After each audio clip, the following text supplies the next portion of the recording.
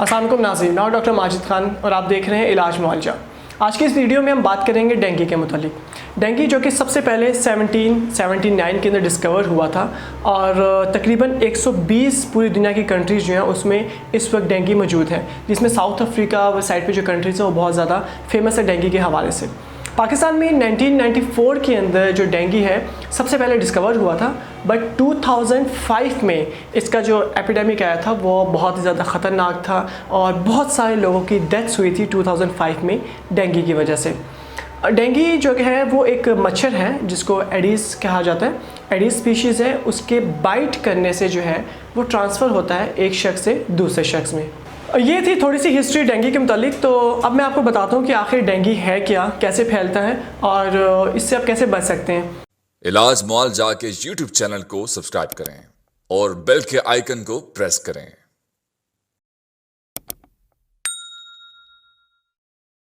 तो सबसे पहले बात करते हैं डेंगू के फैलने की। डेंगू जो है वो एक एडिस स्पीशीज़ है मॉस्किटोज़ की, जो एक मच्छर है, उनके बाइट करने से फैलता है। दरअसल जो डेंगू वायरस है वो मुख्तलिफ़ जगहों पे अफजाइशी नस्ल होती है उसकी, बट जो साफ़ पानी है वहाँ पे बहुत ज़्यादा वो ग्रो करते हैं।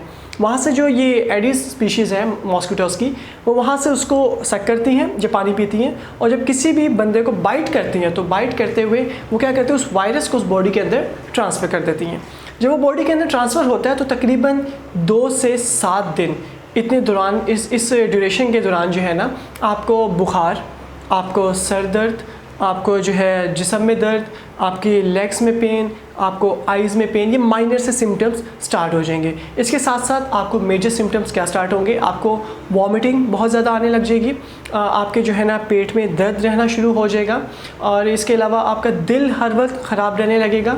आपको जब बुखार होगा तो उसमें सर्दी बहुत ज़्यादा लगेगी, और वो सर्दी इतनी शिद्दत की होती है कि आपका दिल करता है कि आप रज़ाई ओढ़ लें, चाहे वो गर्मियाँ हों चाहे वो सर्दियाँ हों, मगर आपको इतनी शिद्दत की सर्दी उसमें फील होती है।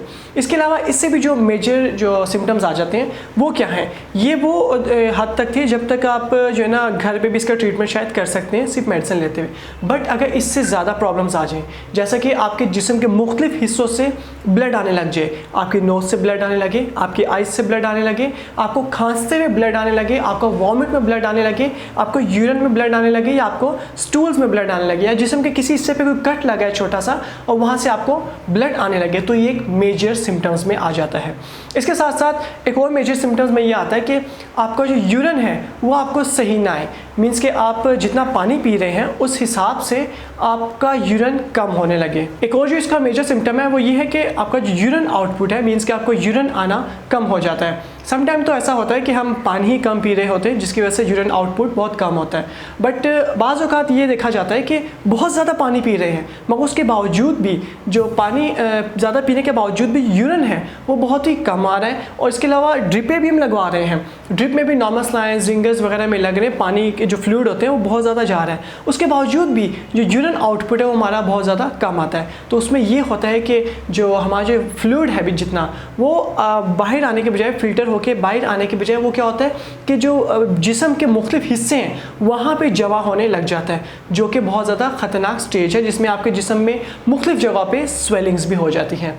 तो ये थे वो तमाम सिम्टम्स जिनमें आपको अंदाज़ा हो जाएगा कि आपको डेंगू है कि नहीं है। जो माइनर सिम्टम्स हैं उस तक तो आप घर पे इसका इलाज कर सकते हैं, जो करीबी आपका कोई क्लिनिक है या कोई सरकारी अस्पताल है वहाँ जाएंगे आप तो आपको एडमिशन की ज़रूरत नहीं पड़ेगी, आपको उसी वक्त ट्रीट करके मेडिसिन देंगे प्रिस्क्रिप्शन पे और आपने वो मेडिसिन यूज़ करते रहना है। बट अगर मेजर सिम्टम्स में आप फॉल हो रहे हैं तो तब आपका एडमिशन बहुत ज़्यादा ज़रूरी हो जाता है। इसमें एक इम्पॉर्टेंट टेस्ट है CBC, जिसमें एक बहुत ही इम्पॉर्टेंट चीज़ देखनी पड़ती है जो आम जो बंदा है उसको भी उसका इल्म होना चाहिए, वो है प्लेटलेट्स। प्लेटलेट्स को आप लाजमी उसमें देखें जब आपको लगे कि आपके प्लेटलेट्स कम होते जा रहे हैं, जैसे कि 100 से कम होने लग गए हैं और आपने 2-3 दिन लगातार टेस्ट करवाया है और टेस्ट करवाने के बाद वो लगातार कम की तरफ ही जा रहे हैं बजाय बढ़ने के। आप इंटेक भी अच्छी ले रहे हैं, आप मेडिसिन भी ले रहे हैं, मगर उसके बावजूद भी अगर वो कंटिन्यूसली कम होते जा रहे हैं तो यहाँ पे ज़रूरत है आपको हॉस्पिटल में जाके एडमिशन करवाने की, क्योंकि इसके बाद आपके वो तमाम मेजर सिम्टम्स स्टार्ट हो सकते हैं जो मैंने इससे पहले बताए थे। अब इसमें हम क्या कर सकते हैं, कैसे बच सकते हैं और क्या खुराक हम ले सकते हैं। बचने का तरीका तो जैसे मैंने आपको सबसे पहले ही बताया कि ये फैलता है मच्छर के ज़रिए से। तो इसमें बचने का एक ही तरीका है कि आप फुल स्लीव्स पहनीजिए और आप अगर सोते हैं तो सोते वक्त आप नेट का इस्तेमाल करें ताकि आपको मच्छर बाइट ना करें। घरों में मच्छर स्प्रे करवाइए, मच्छर मार स्प्रे। इसके अलावा हर वो एहतियाती तदाबीर अपनाइए जिससे आप मच्छर के बाइट से बच सके, क्योंकि मच्छर आपको बाइट करेगा तभी ये आपको आपको ये बीमारी फैलेगी। और एक और चीज़ में इम्पोर्टेंट है कि अगर कोई बंदा जो घर में है उसको ऑलरेडी डेंगू हो चुका है तो उसको लाजमी सबसे सेपरेट करें। क्यों?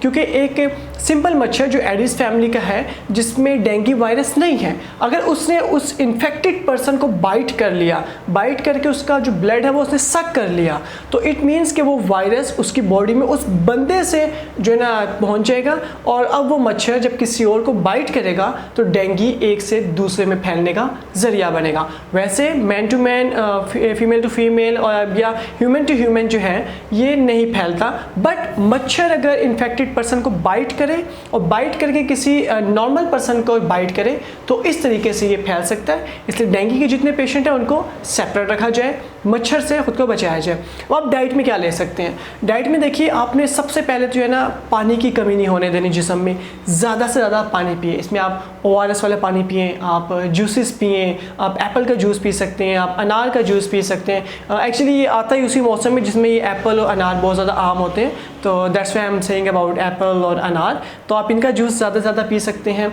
और लेमन, अक्सर आपने सुना होगा कि सेब के जूस में लेमन निचोड़ के जो है ना पिया जाए। दरअसल लेमन में विटामिन C होता है और विटामिन C जो है वो हमारी इम्यूनिटी को स्ट्रॉन्ग करता है, इम्यूनिटी को बढ़ाता है। इसी वजह से जो लेमन जो है ना उसको निचोड़ने का कहा जाता है कि उसको स्क्वीज़ करके आप उसका इस्तेमाल भी कर सकते हैं।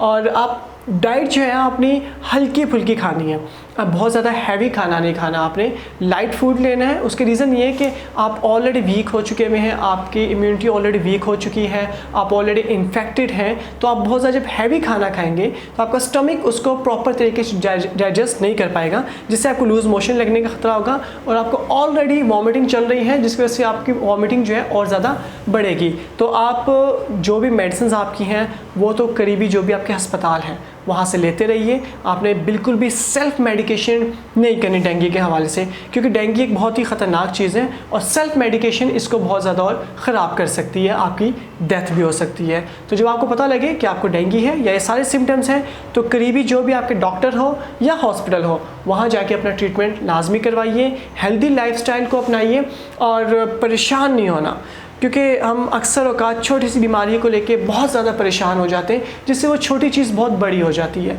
तो आपने मेंटली ख़ुद को बहुत ज़्यादा स्ट्रॉन्ग रखना है। ये 2 से 7 दिन या मैक्सिमम 10 दिनों तक रहता है, उसके बाद बंदा मुकम्मल तौर पे ठीक हो जाता है। तो परेशानी की बात नहीं है। डेंगू अगर हो जाता है पहले तो बचाइए ख़ुद को, अगर हो जाता है तो अपना ट्रीटमेंट लाजमी करवाइए, हेल्दी लाइफस्टाइल अपनाइए, you will be perfectly fine इंशाल्लाह। हमें इजाज़त दीजिए इलाज मुआवजा के इस वीडियो से, फिर आपसे मुलाकात होगी। अल्लाह हाफिज़।